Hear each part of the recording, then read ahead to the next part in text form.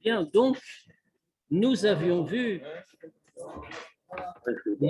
commencé à voir, nous avons vu les introductions au Tanya, et messieurs,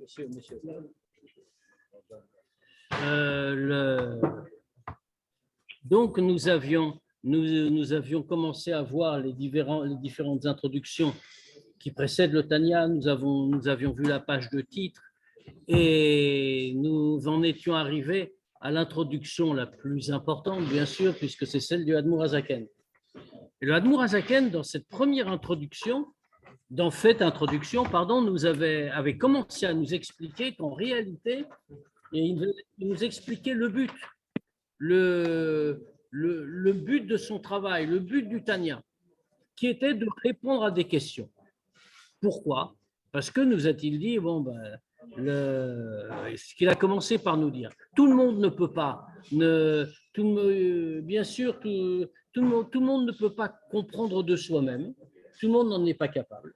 Et puis à part ça, si on prend il y a bien sûr des livres, il y a déjà des livres qui existent, a dit le Admour Hazaken.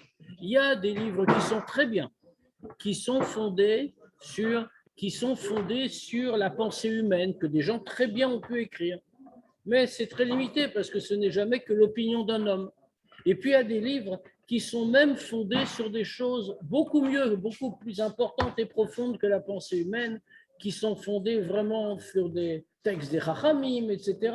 Mais même cela, on ne peut pas s'en satisfaire. Pourquoi on ne peut pas s'en satisfaire, s'en contenter? Pour une raison très simple.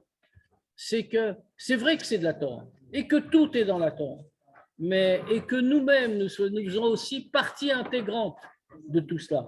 Mais tout le monde n'est pas capable de trouver la part qu'il a, sa part à lui dans la Torah. Tout seul, il n'y arrivera pas. Donc, c'est pour ça, dit le Admour Hazaken, qu'il a écrit ce livre, pour répondre à ce besoin. Alors, ce besoin-là, c'est quoi? C'est que chacun est venu chez le Admour Hazaken. Tous les chassidim sont venus pour poser des questions et pour demander quoi faire, comment agir dans toutes les difficultés de la vie et particulièrement les difficultés spirituelles. Mais tout cela devient difficile.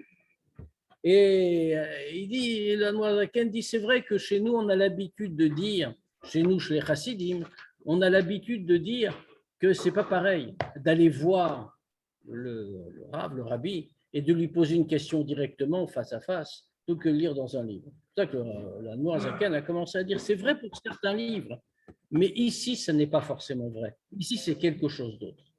Et on va dire, il va expliquer pourquoi le Tanya est différent des autres livres. Donc, on reprend page Dalet, et qui est au milieu de l'introduction, enfin c'est la fin de l'introduction en réalité, Ar Beyodai. Ar Beyodai ou Makirai Kamina. Mais pourquoi est-ce que pour ce livre-ci est différent des autres? En dehors du fait que, comme le Admour Hazaken l'a déjà dit, attention, parce que là on pourrait mal comprendre. Ici, le Admour Hazaken dit, mais de qui parle-t-on? De ceux que je connais et de mes proches. Comme si le Tanya était fait seulement pour les Chassidim Chabad en réalité. Le Admour Hazaken dit, je parle de ceux que je connais. Mais ce n'est pas vrai, puisque le Admour Hazaken a déjà dit auparavant que le chemin du Tanya est un chemin ouvert à tous, qu'il est derrière Haruka ou Tzara, un chemin long parce qu'il est difficile, mais Tzara parce qu'il mène droit au but. Donc tout ça est pour tout le monde. Mais l'Admour Hazaken dit, mais il y a encore autre chose. À part ça, qui est pour tout le monde et que tout le monde doit étudier, tout le monde doit suivre. Mais en dehors de ça, ici, il y a des réponses précises. Il y a des réponses précises pour tous ceux que je connais, c'est pour ça qu'il commence comme ça. Hem kol echad ve'echad me'anash shebimdinotenu esmuchot shela. C'est-à-dire, chacun des chassidim qu'il y a dans nos pays et les pays voisins, asher haya dibour shel chiba matzui benenu, qu'il y avait une parole d'amour qui était existante entre nous. Alors pourquoi est-ce que l'Admour Hazaken dit ça? Parce que comme on avait tous confiance les uns dans les autres, par des chassidim, Vegilou lefanai kol ta'alumot libam umocham bavodat avaye. Et donc, ils n'ont pas hésité Ils n'ont pas eu peur de révéler devant moi toutes les profondeurs de leur cœur et de leur cerveau, tout ce qui se passe en eux dans le service de Dieu. Dans le service de Dieu qui dépend du cœur. Ils sont venus me voir. Ils m'ont posé toutes ces questions. Ils n'ont pas eu honte ni peur, puisqu'il y avait justement une parole d'amour, un vrai amour qui existait entre nous. Le Aleem, Kitov Milti, ou les Shoni, Et Sofer Bekuntre Simelu, Anikraim Beshem Likute Amari. Et c'est à eux que s'adressaient les mots de ma langue et la plume de l'écrivain dans les Kuntresim, ces Kuntresim, ces fascicules, puisque ne l'oublions pas, avant d'être un livre, le Tanya a commencé à être diffusé sous forme de fascicules, en réalité, même pas imprimé. Les fascicules étaient copiés, et le Admor Zaken les donnait, et il y avait des gens qui prenaient sur eux de copier les fascicules pour les diffuser à tout le monde. Et c'est à la fin, comme il va le dire à la fin, c'est à la fin que l'Admor Zaken a décidé qu'il fallait arrêter, qu'il fallait imprimer. Pourquoi? Parce que de copiste en copiste, il y a eu beaucoup d'erreurs qui se sont introduites dans les copies. Et par ailleurs, il y avait aussi des misnagdim qui ont volontairement introduit des erreurs pour dire, vous voyez, comme les chassidim sont des apicorsim. Donc, à cause de tous ces problèmes-là, Mozaken dit, il est temps d'arrêter, maintenant on va l'imprimer, on va en faire un livre. Mais à l'époque, quand la préface a été écrite, c'était encore des kuntresim, comme on l'a dit, des fascicules. Anikraim Beshem Likute Amarim, qui ont été appelés recueils de paroles. Melukatim Pisfarum Pisofrim Doshe Elion Nishmata Neden, qui ont été recueillis de Sfarim, alors comme on l'a déjà dit sur la page de titre, c'est-à-dire essentiellement des Sfarim du Maharal de Prague et du Chalot, du Shneluchot Abrit, et Mipi Sofrim, c'est-à-dire essentiellement le Baal Shem Tov et le Maggid de Mezrich, Doshelion Nishmatanen, mais Four Samim Etzlenu, qui sont très connus chez nous, Vexat Mehem Nirmazim Lechakimin, Beigrot HaKodesh Merabotenu, Shebe'eretz HaKodesh Tikonen Vetibane Bimera Biamenu, Amen. Et une partie d'entre elles, c'est aussi de ce que va transmettre le Admor Zaken dans le Tanya, ce sont des textes qu'il a reçus, des lettres qu'il a reçues, puisqu'il y avait des chassidim du Maggid de Mezrich qui ont été s'installer en Israël. Et puisqu'à l'époque, les chassidim, ils voyaient ce que c'est Eretz Israël vraiment. On n'est pas dans une belle époque, hein, ce n'est pas l'État d'Israël moderne, développé, etc. On est dans le Eretz Israël des Ottomans. Autrement dit, c'est un pays en ruine. Et c'est totalement sous-développé, on a du mal à vivre. Mais ils ont voulu s'installer là-bas pour la Gdoucha de Eretz Israël. Ils ont été en général vivre à Hebron. Comme on sait que la moitié de la ville appartient à Chabad, en réalité, légalement parlant. La vieille ville, je parle. Et leurs descendants ont été malheureusement massacrés des années plus tard, dans les années 30. Il y a eu un très grand pogrom à Hebron. En 29, exactement. Oui, 39. Et en 29, 129. En 29, il y a un très grand pogrom qui a chassé les Juifs de la ville. Mais c'était en vérité, les chassidim allaient, même en ce temps-là, de préférence, plutôt que Yerushalayim, ils allaient à Hebron. L'importance d'Yerushalayim est apparue plus tard. C'était connu que Yerushalayim, c'était la ville, c'était le Beth Amikdash, c'est pas. Mais Hebron, c'est l'endroit des Havot.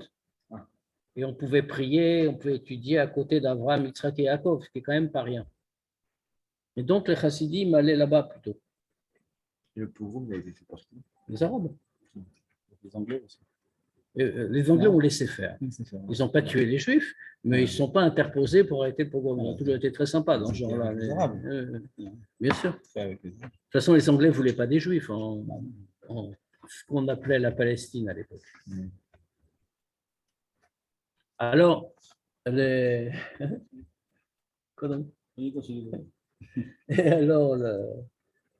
et donc, là-bas, c'est les chassidim, des très grands chassidim. Le maître même du Admor Zaken était là-bas. Rabbi Menachem Mendel Merodok. Et donc, ils envoyaient des lettres en Russie. Et dans ces lettres, il y avait beaucoup d'enseignements qui étaient en allusion, cachés dans les lettres. C'est à ça que fait allusion l'Admour Hazaken ici. Ksat même, Nirmazim Lachakim. Et certains d'entre eux sont en allusion pour les sages, Beigerot HaKodesh de Ben Rabotenu, qui est dans les lettres qu'ont envoyées de nos Rabotenu, qui sont en Israël. Ou Ktsatam, et d'autres encore, un petit peu. Shamati Mipiem Akadosh.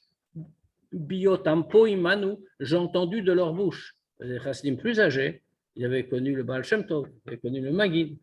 Et donc, j'ai entendu d'eux, de leur bouche, quand ils étaient ici avec nous. Vekulam, hen tshuvot al shelot rabot, asher shoalim be'etza kol anash dinatenu, tamid. Et toutes ces choses-là sont des réponses à de nombreuses questions que les chassidim demandent, les chassidim de notre pays ici demandent constamment. Chacun selon sa qualité, selon son élévation, pour des conseils, avoir des conseils dans le service de Dieu. Et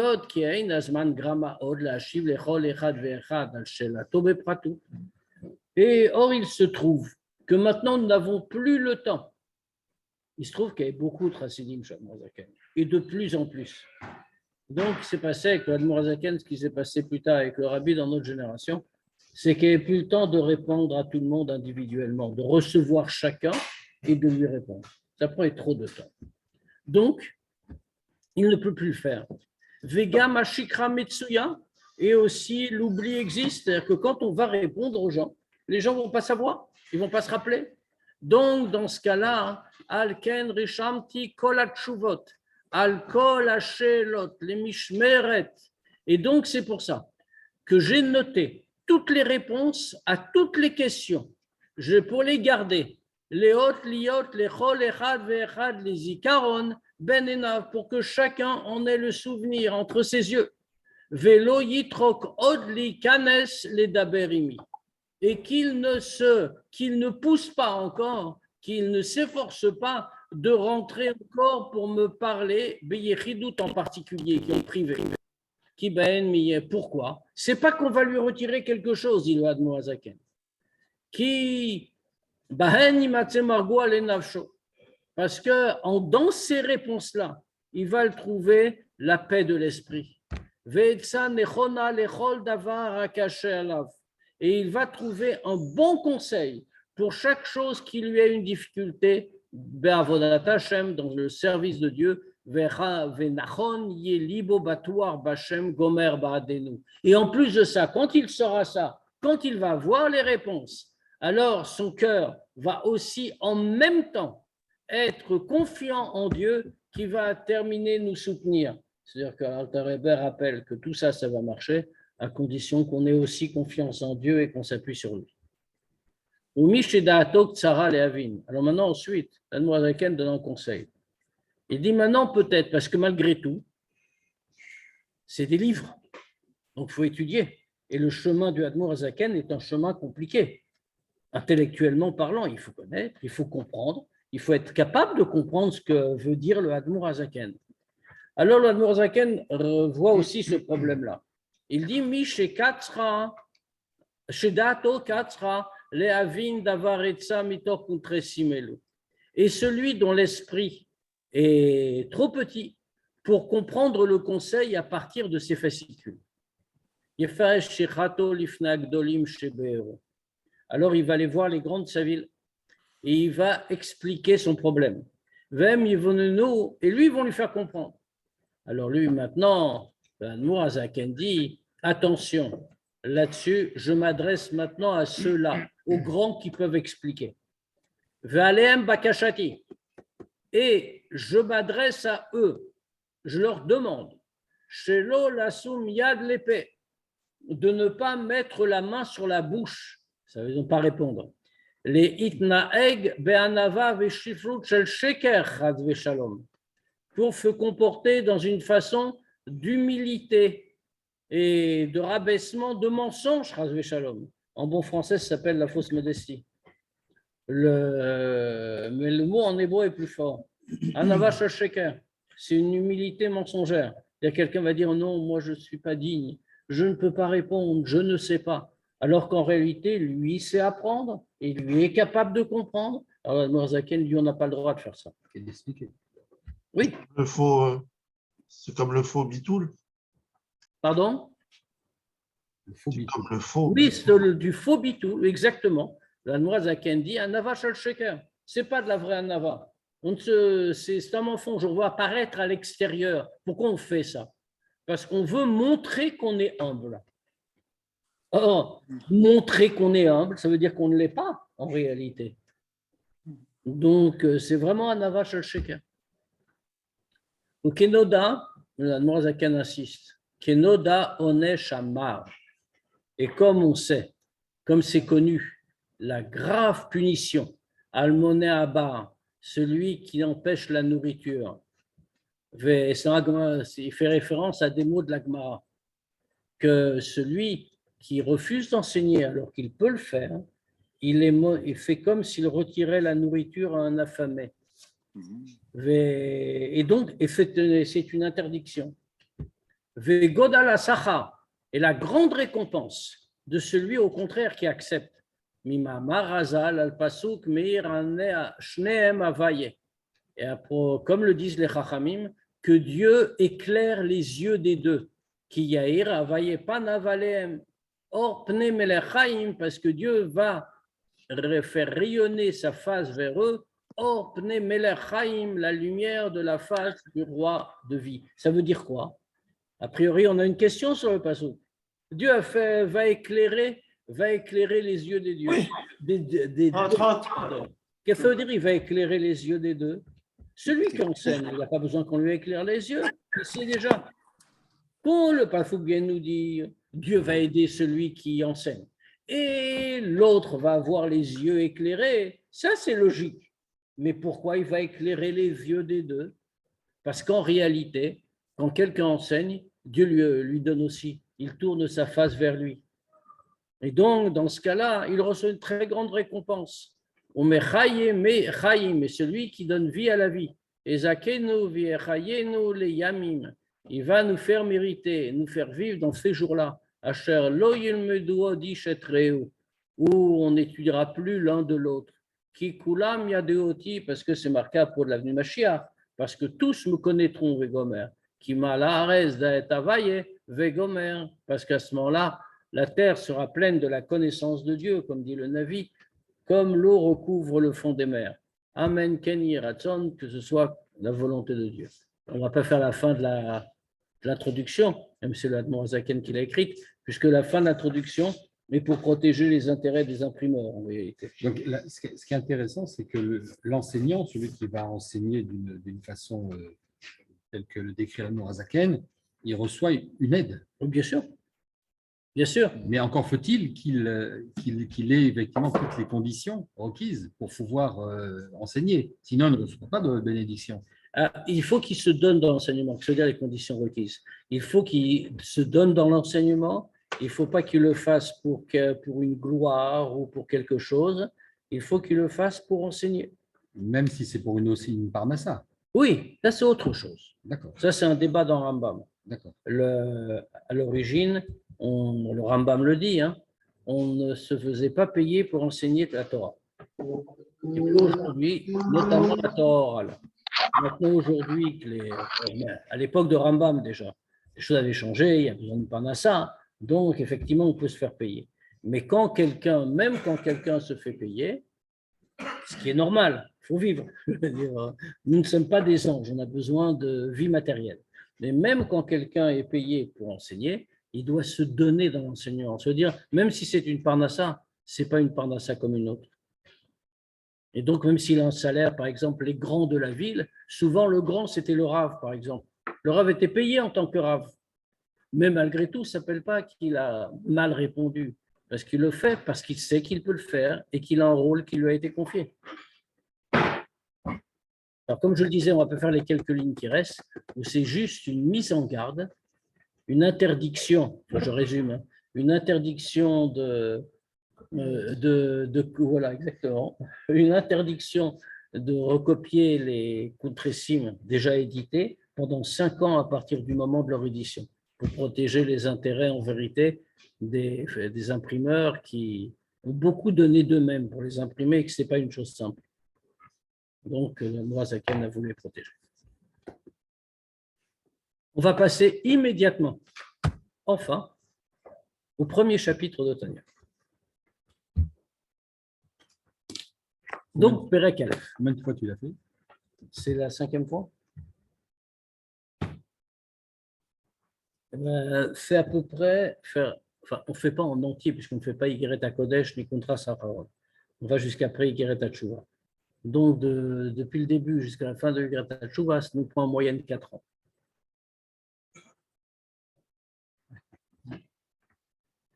Donc voilà, nous sommes partis pour 4 ans. Pour retourner à Yigeret HaTshuva, Voilà. Mais comme entre-temps, on aura tous fait Tchouva, alors on va le comprendre tout à fait à un autre niveau. Jusqu'à présent, on a compris que Tchouva Tata, il fallait abandonner les Averot, etc.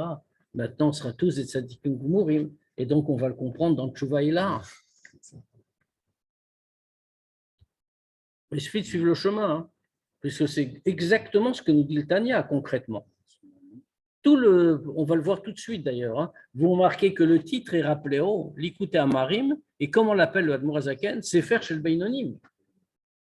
Ça veut dire, alors, c'est très intéressant cette histoire de Sefer Shel Beinonim. Pourquoi? Parce que comme le Admor Hazaken va définir le degré de Beinoni, c'est complètement élitiste. Je veux dire, au point que un Beinoni, dans son comportement, ça va être développé, bien sûr, mais un Benoni dans son comportement, c'est-à-dire en pensée, en parole, comme en action, est l'égal d'un tzaddik. C'est seulement à l'intérieur que ce n'est pas pareil, et ça ne se voit pas. Donc, ce degré-là, a priori, c'est en vérité, quand on voit un Benoni, on pense que c'est un tzaddik. Lui sait qu'il n'est pas un tzaddik, il ne se prend pas pour un tzaddik, mais tout le monde a l'impression qu'il est un tzaddik parce que il est parfait, si on peut dire, en pensée, parole et action. Voilà, c'est exactement ce qu'on voulait dire, bien sûr.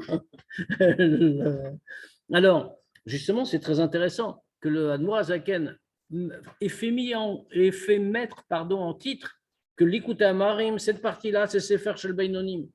Mais pourquoi? Parce que l'opinion du Admor Hazaken, c'est, comme dit la Gemara, que Midat HaBeinoni, Zum Midat Kol Adam. Le degré de Beinoni appartient à tout homme. Autrement dit, tout juif, même si c'est une toute petite minorité qui arrive au degré de Beinoni dans les faits, mais tout juif peut arriver au degré de Beinoni, et puisqu'il peut arriver au degré de Beinoni, il a le devoir d'y arriver. Alors, il ne veut pas, c'est un autre problème. On a tous ces petits problèmes avec soi-même, mais le degré de Beinoni est accessible à tous. Donc, on va regarder tout de suite. Alors, d'abord, pour nous expliquer cette idée-là, le Admor Hazaken, dans une première partie de ce premier chapitre, va commencer par nous donner une série de Ma'amarei Chazal ou de psukim de la Torah, qui sont autant de questions sur le sujet en réalité, et auxquelles on va répondre dans les 15 premiers chapitres de Tanya en vérité. Perek Aleph. Tanya, on a appris, c'est une braïta. Tanya introduit en général une braïta. Besof Perek Gimel de Nida, à la fin du 3e chapitre de la Gemara Nida, Mashbi Moto Tei Tzadik Val Tei Racha. On lui impose un serment à la Neshama, c'est-à-dire qu'avant que la Neshama descende sur terre, alors, elle ne prononce pas les mots, mais elle répond Amen. C'est-à-dire qu'on lui fait jurer, effectivement, soit un tzaddik et ne soit pas un rachat. Mais on ajoute encore Va filu kol olam kulo omrim lecha tzaddikata, et même si le monde entier te dit que tu es un tzaddik, eye benecha keracha, soit à tes propres yeux comme un rachat. Alors, bien sûr, c'est une énorme question. La deuxième partie de cette braïta. Première partie, on fait jurer à la Neshama. Bon, ce n'est pas une question. Le mot mashbiim, qui vient du mot shvoua, le serment, vient aussi du mot sova, la satiété. Autrement dit, ce que la Gemara veut nous dire là, c'est pas seulement lui fait jurer, il faut que tu promettes, attention, il faut bien te comporter, tu vas être un tzaddik et pas un rachat. Mais on le rassasie de force. C'est vrai que ça vient aussi du mot satiété, sova.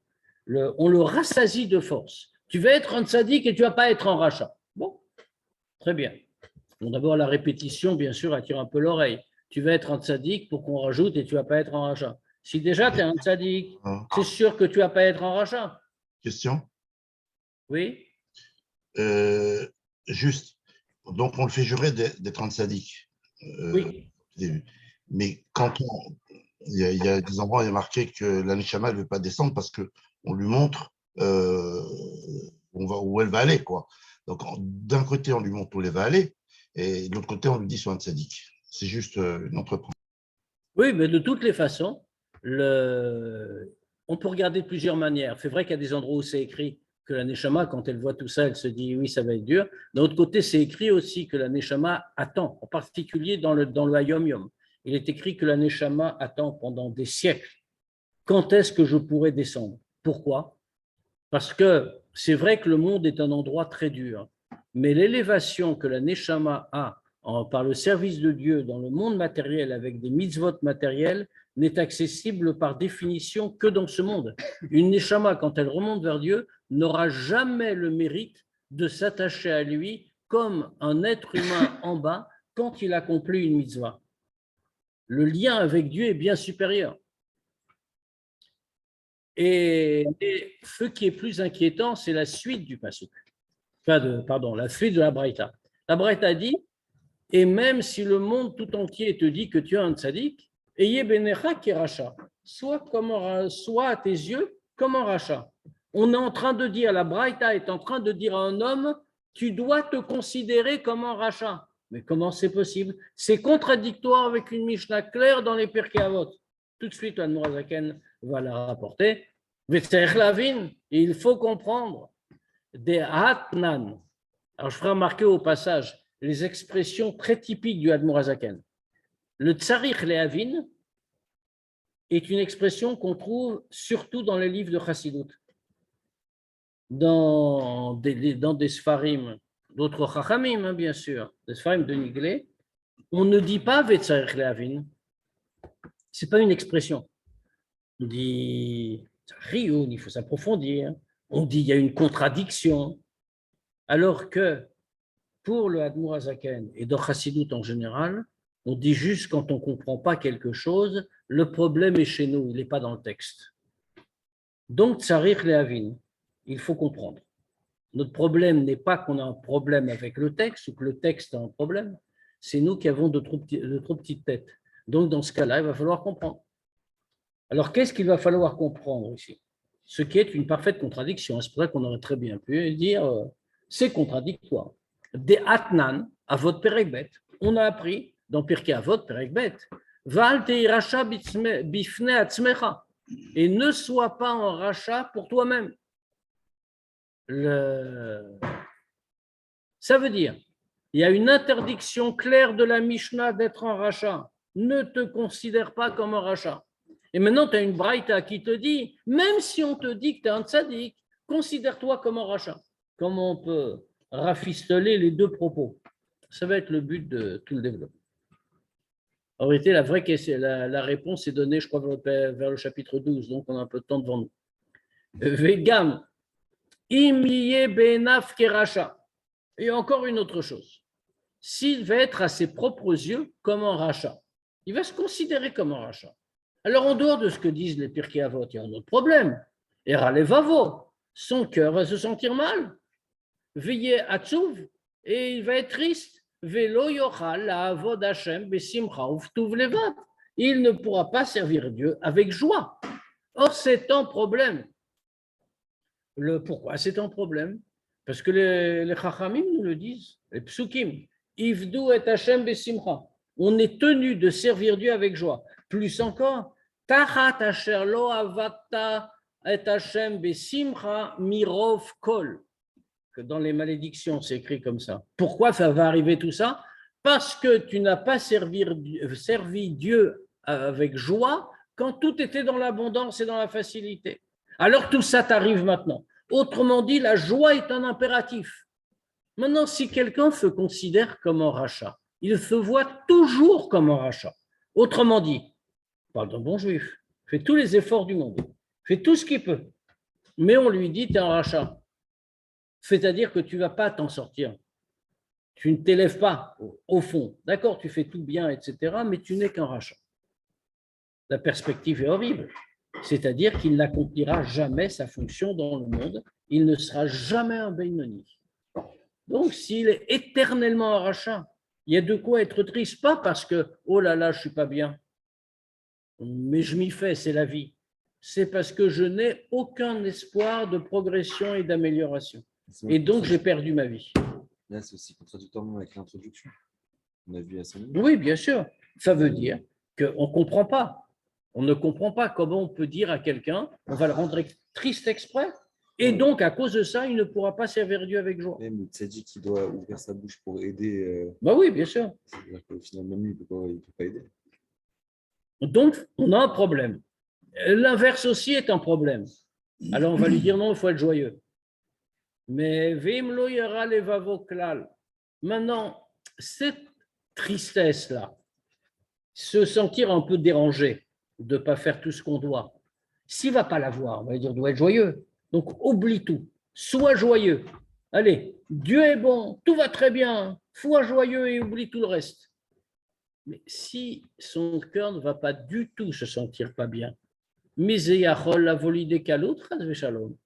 alors de là, ça pourrait sortir qu'il va tomber dans la frivolité. C'est très simple. Il va en venir, puisque rien n'a d'importance, c'est qu'il faut être joyeux. Alors on pourra négliger les mitzvot faciles, ce qu'on appelle les petites mitzvot, avec nos mots totalement tordus, bien sûr. On va appeler des petites mitzvot, des mitzvot sans grande importance. Donc on va les négliger, puisque de toute façon, tout va très bien et on est joyeux. Donc il faut essayer de répondre à ces contradictions-là.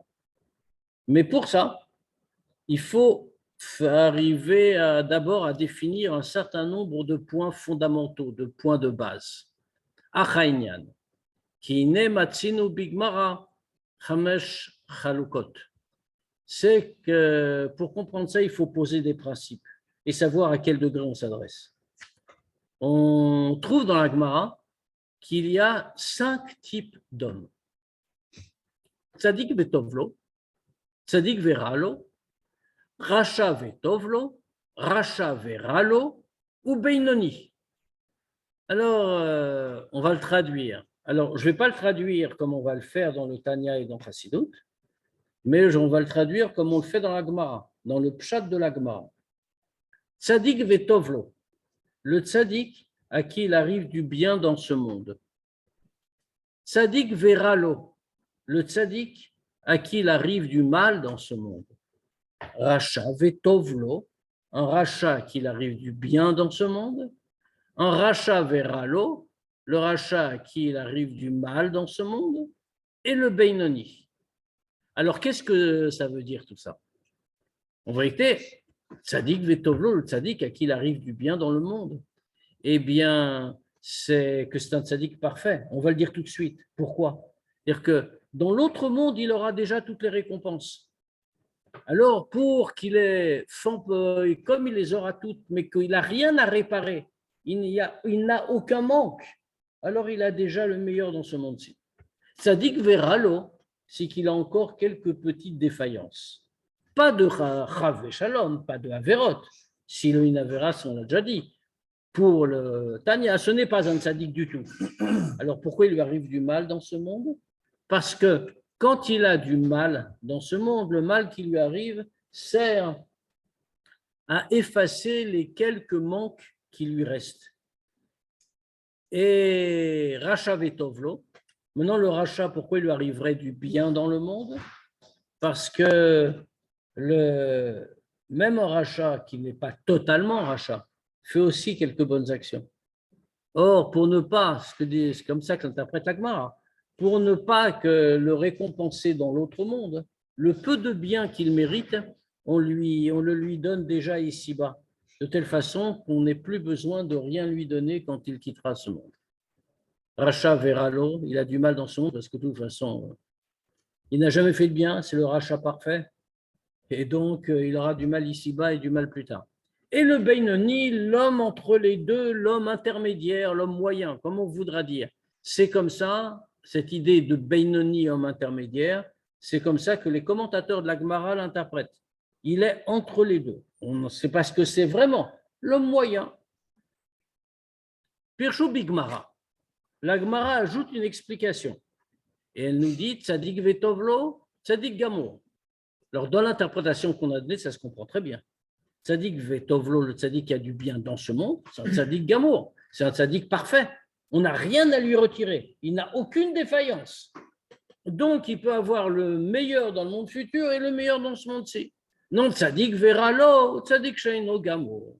Tzadik veralo qui a du mal dans ce monde. C'est pourquoi? Parce qu'il n'est pas parfait. Alors, bien sûr, pas de Avera. Hein.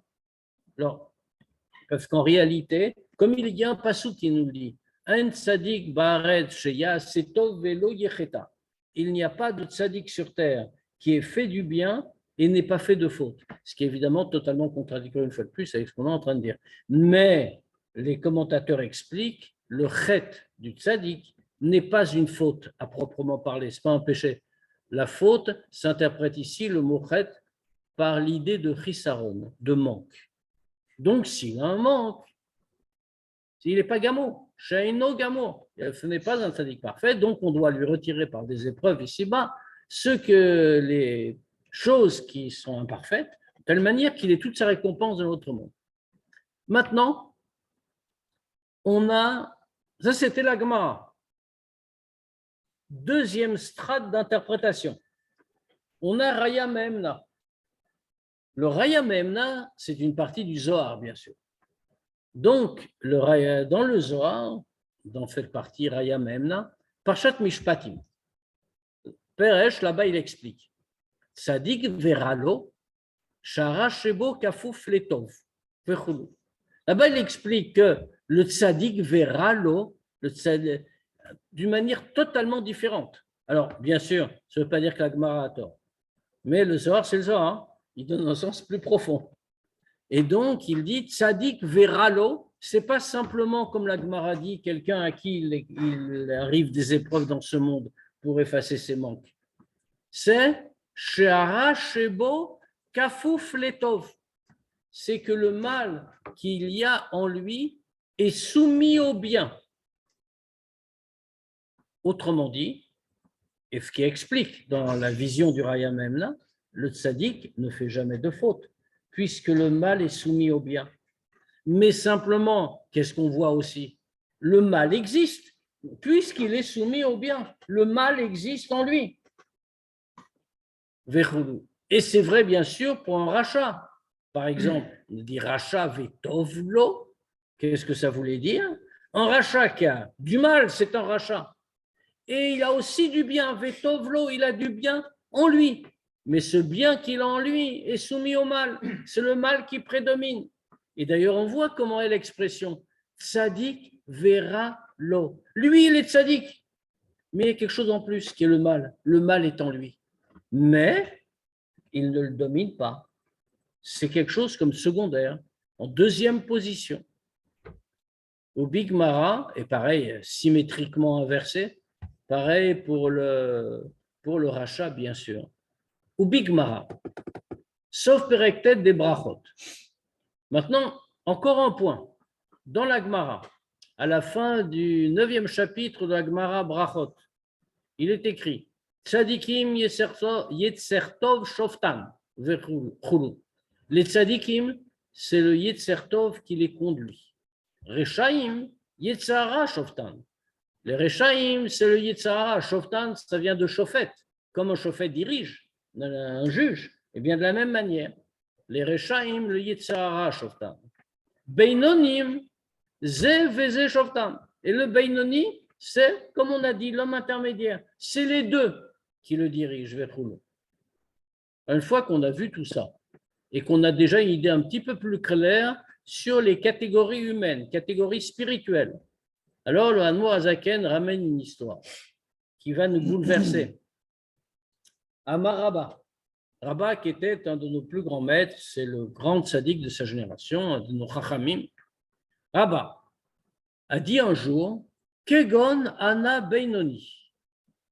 Et il a dit devant ses élèves, pour leur donner un exemple, leur faire comprendre. Moi, par exemple, je suis un Beinoni. Alors, on a un problème. Hein. Je rappelle, Rabba, c'est le plus grand Chacham, le plus grand Talmid Chacham, le plus grand tzaddik de sa génération. C'est un de nos Chachamim de la Gemara. Et lui, il est en train de dire, je suis un Beinoni. Je suis un homme moyen. Alors, ça veut dire, si on suit ce que nous a dit la définition de la Gemara, on laisse de côté Raya même là pour le moment, mais si on suit la définition de la Gemara, ça signifie que c'est un homme qui a à la fois du bien et du mal. Qu'est-ce que la Gemara, dans la page suivante, je ne sais pas si on y arrivera, la Nourazaken va rapporter la définition donnée par la Gemara, qu'un tzaddik, c'est quelqu'un qui a la majeure partie de srouyot, de mérite. Un rachat, celui qui a la majeure partie de Averot, et le Beinoni, c'est 50-50. Autrement dit, Rabba, le plus grand de sa génération, est en train de dire, ben moi, j'ai 50-50. 50% de Averot, 50% de Sruyot. Amarla Abaye. Abaye, c'était son plus grand disciple. D'ailleurs, Abaye lui succédera à la tête du Sanhédrin. Et on n'est pas en train de parler de n'importe qui. Donc, Abaye, maintenant, entend tout cela. Il dit à son maître, Lo shavik ma chaye lechol bria vechulu. Maître, tu ne laisses de vie à aucune créature. Pourquoi? Parce que si Rabba, le plus grand de la génération, se considère comme un Beinoni, alors qu'est-ce que ça veut dire? Ça veut dire que tous les autres, ce n'est pas des Beinonim, puisque lui, c'est le plus grand. Donc, qu'est-ce qu'ils sont les autres? C'est tous des Rechaim. Ça veut dire, en dehors de Rabba, dans sa génération, il n'y a que des Rechaim, il y a un Beinoni, c'est lui. Donc, il a un vrai problème. Ça signifie, Abaye lui fait remarquer, avec ta parole, tu nous fermes la porte. C'est-à-dire que nous sommes des Rechaim. Rappelons que les Rechaim, Bechayem, Kruyim, Metim, pendant la durée de leur vie physique, ils sont déjà appelés morts. Donc, Abaye lui dit, tu nous dis qu'on est tous des Rechaim. C'est-à-dire que tu es en train de nous dire qu'on ne pourra jamais s'en sortir. C'est fini. Il n'y a que toi qui vivras, toi tu es un Beinoni. Eh bien nous, on n'a pas de vie. Donc, il n'y a pas de tzadikim. C'est ce que dit Rabba. Hein. Apparemment, il n'y a pas de tzadikim. Si on interprète comme la Gemara. Ah oui. Et les tzadikim cachés, ils n'existent pas dans la Gemara? Non, ça, c'est pas du tout dans la Gemara. Ah. En tout cas, il faut comprendre ce que Rabba a voulu dire. Parce qu'on aurait pu répondre simplement. Hein. On aurait pu dire, allez, Rabba est un homme très grand, il a voulu être humble. Il n'osait pas dire, par exemple, moi, je suis un tzaddik.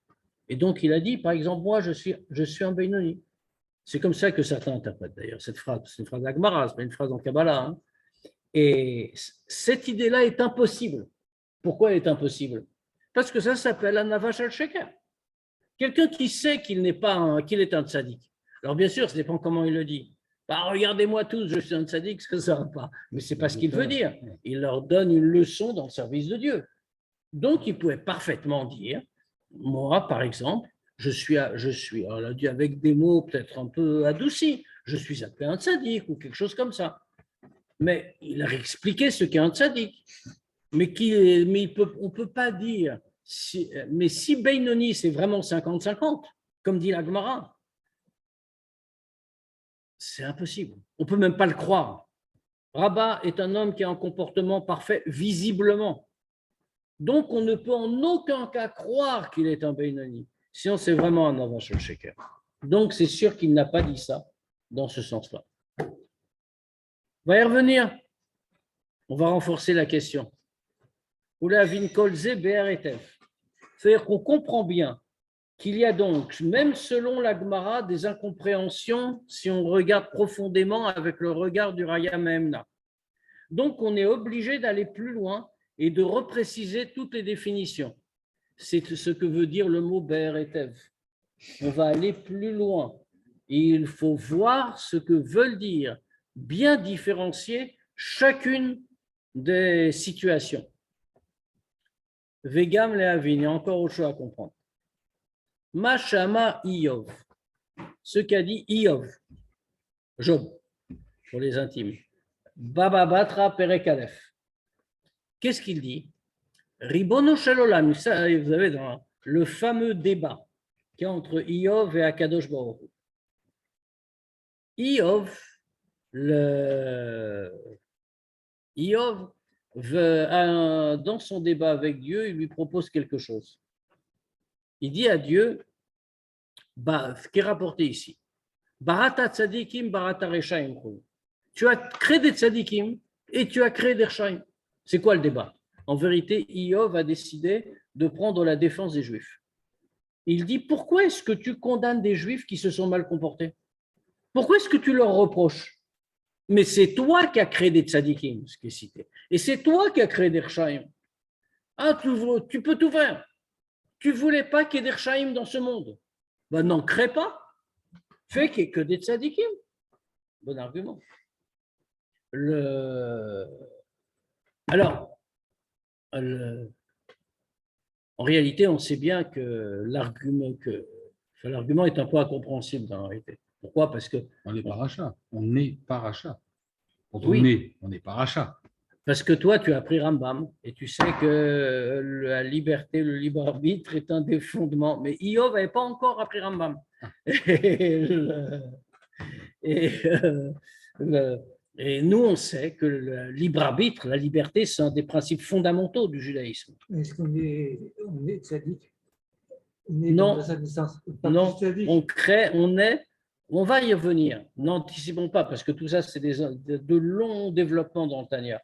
Donc, il faut suivre comme il dit. En réalité, pour répondre en un mot, on est avec le potentiel d'un tzaddik, mais on ne naît pas tzaddik. Et donc, Dieu lui répond. Et Dieu lui dit, Va tzaddik veracha lokama, que quand la neshama, pas l'histoire complète, quand la neshama descend dans ce monde, alors un ange vient devant elle et annonce, celui-là, il va être riche, il va être pauvre, il va être intelligent, il va être moins intelligent, il va être beau, il va être moins beau, etc., etc. Mais, lui précise Dieu, Tzadik veracha lo ke'amar. Tzadik et Racha, il n'est pas dit. Ce n'est pas dit là-bas. Ça veut dire que à Kol Bidei Shamayim, oui, si on est intelligent ou non, on est beau ou non, on est riche ou non, ça c'est Bidei Shamayim. Chutz, nous dit la Gemara, Miyirat Shamayim, en dehors de la crainte de Dieu. Ça, on le décide tout seul. C'est ce qu'on appelle la liberté. On arrête au point ou on continue encore un peu? On se donne 5 minutes de plus pour compenser le retard de Mariv. Vegam, Lehavin, Maout Madrigat Abeinoni. Donc, on voit qu'il faut aller plus loin. Et donc, pour ça, il faut d'abord comprendre l'essence du degré de Beinoni. Shebe Vadaï, Einon Mersa Struot ou Mersa Avonot, que donc on voit bien que de tout ce qu'on vient de dire, on ne peut pas se contenter de la définition qui est donnée par la Gemara, que le Beinoni, c'est moitié Averot et moitié mérite. Parce que si on va dire que c'est ça, comment Rabat a pu se tromper à ce point sur lui-même et dire qu'il a un Beinoni? Il savait très bien que la moitié de ses actes n'étaient pas des Averot, mais qu'il avait un comportement parfait. D'autant plus que si on estime que Benoni, comme la Gemara a dit que c'est moitié Srouyot, moitié Avonot, ça veut dire que tous les Avonot et toutes les mitzvot, elles auraient la même valeur. Ah, on ne va pas rentrer là-dedans. Ce qui est impossible. Mais si, c'est tout à fait possible. Parce qu'on regarde mitzvot et averot comme l'expression de la volonté de Dieu. On ne regarde pas en termes de punition et de récompense, c'est un niveau beaucoup plus bas. D'accord. Venoda. la même chose, d'accord. Venoda. Mais or, comment on peut dire pour Rabat qu'il a pu dire ça sur lui-même? Encore une fois, on a dit on ne peut pas l'accuser, le soupçonner de Hanava Shel Sheker. Dans ce cas-là, on fait qui c'était. Noda, Delo, Psikpoumia, mais Girsa. Et on sait très bien à propos de Rabat que sa bouche ne s'interrompait jamais de dire la Torah. Achafilu, Malachamavet, Lo Ayayachol Lishlot Bo. À tel point que quand le Malach Hamavet est venu prendre sa Neshama, parce que le moment était arrivé, il n'a pas réussi. Il y a eu tout un problème, il a dû faire tout un truc, détourner son attention pour qu'il arrête quelques instants, une seconde, une demi-seconde, de dire un mot de Torah. Parce que la Torah ne le protégeait pas seulement la Torah. Il s'agit de Rabat. Et que ce n'est pas seulement les mots qu'il protégeait. Il était imprégné de Torah. C'est pour ça que le Malach Hamavet n'arrivait pas à le toucher. Pas seulement parce qu'il disait des mots, mais il en était imprégné, il la comprenait au plus haut niveau. Donc, à ce moment-là, le Malach Hamavet n'avait aucune prise sur lui. Dans ce cas, comment un homme pareil peut se tromper? Comment il pouvait se tromper en disant qu'il est sur lui-même, en disant qu'il avait la moitié de Averot? Véod, encore un argument. Il y a encore un autre principe. Quand quelqu'un fait une Avera, dans ce moment-là où il fait la Avera, il est appelé Racha.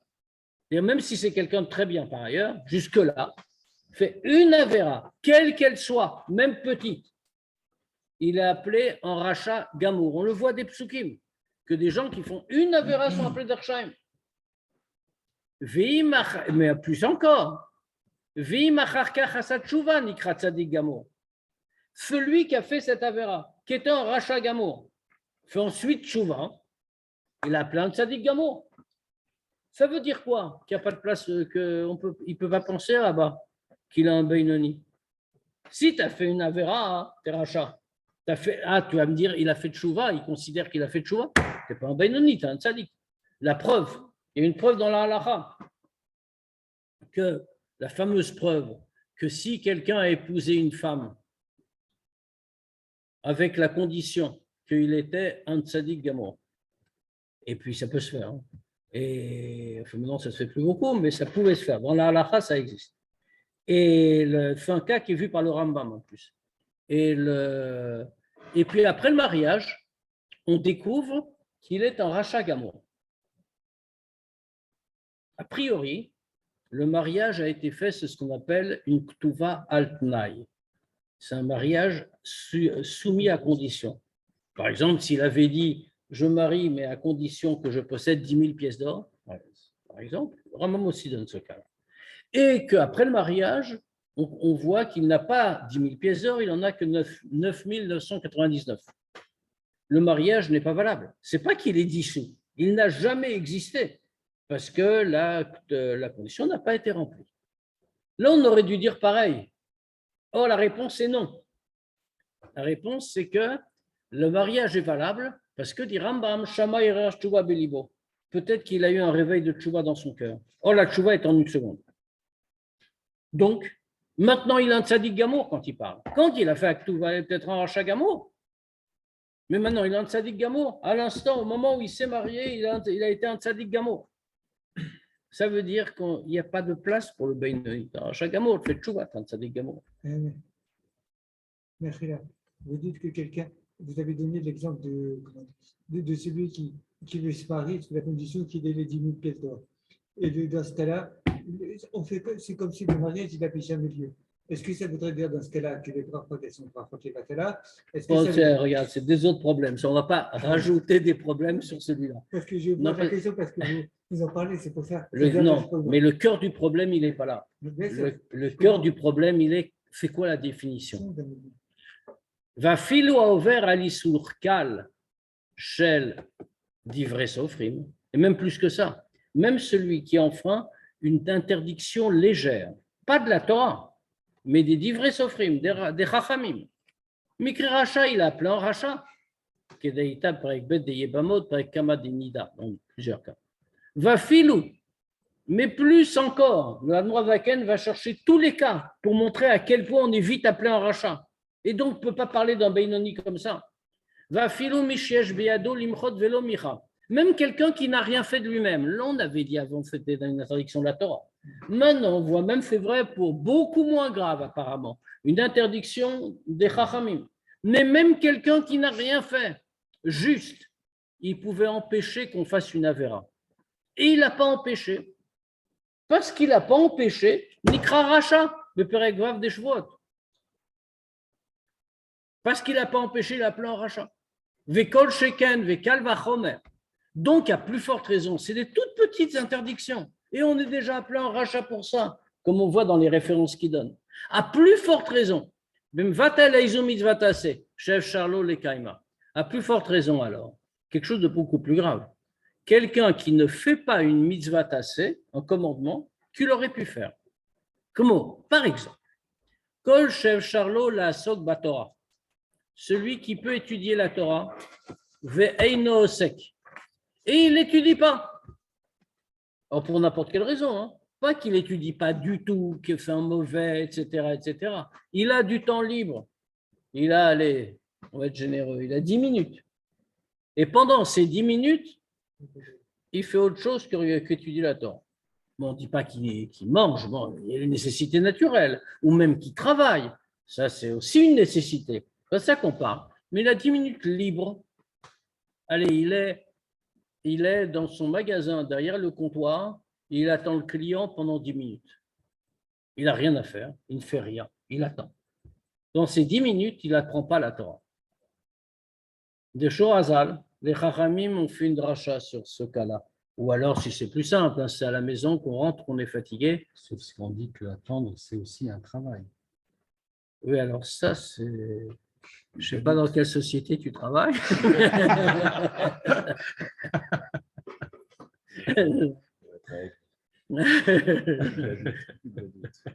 Dachor Hazal, les Chachamim ont dit qu'Idvar Hashem Baza, il a méprisé la parole de Dieu. Et dans ce cas-là, quelle est la peine? Ikaret, Tikaret, Vegomer, il est Chayav Karet. Alors pourquoi est-ce que l'Admor Zaken a choisi justement cet exemple-là, qui est un peu fort malgré tout? Il a choisi parce que par ailleurs, il est écrit dans l'Agmara, les Chachamim nous enseignent qu'il y a des avérotes qu'un homme ne peut jamais éviter de faire. Parmi elles, il y a Avak la Shonara, la poussière de la Shonara. On ne fait pas très vite, ce n'est pas la Shonara vraiment, ce n'est même pas de la médisance, c'est ce qui entoure. Plaisanterie qui va un peu trop loin, une chose comme ça. Mais il y a. Et Bitul Torah. Quelqu'un ne peut, le Chachamim même nous disent, c'est très difficile. Ça veut dire la seule façon d'éviter complètement Bitul Torah, c'est où qu'on soit, où qu'on aille, on répète par cœur des mots de la Torah. D'ailleurs, dans le temps, enfin, je ne sais pas s'il y en a encore qui sont comme ça, mais dans le temps, vous voyez des vieux chassidim, quand ils marchaient dans la rue, quand ils allaient quelque part, ils avaient tout le temps les lèvres qui bougeaient, à moins qu'ils parlaient avec quelqu'un, bien sûr, mais ils avaient tout le temps les lèvres qui bougeaient. Pourquoi? Parce qu'ils étaient en train de répéter par cœur. Parce que finalement, ça s'appelle Bitul Torah. Et c'est ce qu'on est en train de voir. Upshita, des mikri rachat fait meuveri sur des rabanan. Donc c'est sûr que quelqu'un qui a appelé un rachat dans de telles conditions, c'est bien pire que celui qui enfreint, si on peut dire, une simple interdiction des chachamim. Veimken. Et donc on est obligé de dire, à la fin de ce raisonnement-là, que le Beinoni n'a même pas la faute de Bitul Torah. Jamais. Ou Mishumachi, Ta Rabba Beatzmo le marche au Beinoni. Et pour cette raison-là, Rabba a pu se tromper sur lui-même et à dire, moi par exemple, je suis un Beinoni. Effectivement, lui n'avait pas la faute de Bitul Torah, c'est un Tzaddik Gamour. C'était Rabba. Et donc, mais il peut dire, je suis un Beinoni, parce qu'en vérité, dans le comportement, il est parfait. Et un Beinoni aussi est parfait. Donc, on a remis en cause ici ce qu'a dit la Gemara. La Noazaken a montré qu'il fallait suivre ce que disait le Raya Memna. Maintenant, on a une question. Alors, qu'est-ce qu'on fait avec ce que dit la Gemara? Rav Beshalom, on ne va pas dire la Gemara s'est trompée. Ah, il faut écouter Raya Memna, ce n'est pas du tout l'objet. Et si on disait ça, ça s'appellerait Apikorsu. Donc, la Gemara ne s'est pas trompée. Mais le Admor Zaken va ensuite nous dire pourquoi la Gemara a dit, a donné ces définitions-là, il faut les voir à un autre niveau. Donc, on va s'arrêter là pour ce soir. Il y a un astérisque, ça nous permettra de commencer là-dessus, et puis de voir l'astérisque, on voit la note, là, la Hagar. Et comme ça nous permettra de commencer par la Hagar. Voilà. Donc, pour jeudi, comme je le dis, je ne suis pas à Paris. Donc, je ne sais pas encore ce qui va se passer. Je suis soumis à des pressions. On va voir ça avec Gégé. Il vous tiendra tous au courant si on étudie ensemble une sira ce jeudi. Ou si nous attendons, en tout cas lundi prochain, c'est normal et en direct. Je serai arrivé de chez le Rabbi le matin, mais je serai encore plus en forme pour apprendre Tania. Si tu es soumis à la dépression, il faut que tu fasses quelque chose. Absolument. S'il y a des questions, bien sûr, je peux répondre. Je ne voulais pas proposer, mais... Je n'ai pas compris la différence entre un tzaddik, Verado, et un Benoni, d'après le Raya Melva. Alors, en tzaddik, on va aller parce qu'on n'a pas encore donné les définitions Baer et Tev, en réalité. C'est toute la notion de tzaddik qui est différente. En un mot, on va le voir très longuement. Le Benoni a toujours une guerre intérieure. Le tzaddik n'a plus de guerre intérieure. Il a soumis le mal. Vera, l'eau, il a du mal en lui, mais qui est soumis au bien. Alors que chez le Benoni, rien n'est soumis à rien. Il doit lutter constamment. On va le montrer très longuement. Donc, il a un travail plus méritant que le tzaddik Gamo. Parce qu'il se bat, il est en combat tout le temps. Chacun son rôle. Non, il n'a pas de combat, le tzaddik Gamo. Oui, il n'a pas de combat. Il n'a plus de combat. Ouais. Pourquoi il a pu être Benoni avant? Bien sûr. Il n'y a pas des tzadikim qui naissent tzaddik. En général, un tzaddik a le potentiel du tzaddik, mais il peut ne pas le devenir s'il ne fait pas l'effort. On ne parle pas d'un rabbi qui a une fonction différente. On parle d'un tzaddik. Un rabbi, c'est un tzaddik Gamo. C'est plus qu'un tzaddik Gamo. C'est aussi un tzaddik Gamo. Un rabbi a pour fonction de guider le peuple juif, et donc pour cela, il a des forces différentes. Par exemple, à l'époque de Moshe Rabbeinu, il y a un Moshe Rabbeinu, et personne ne lui est comparable. Mais il y a 12 chefs de tribus qui sont tous des tzadikim gomrim. Et pourtant qui ont pu commettre aussi l'erreur des explorateurs. Parce que les choses ne sont pas simples. On se retrouve très vite, Bezrat Hashem. Merci beaucoup, Shabbat Tov. Shavua Tov. Shabbat Tov.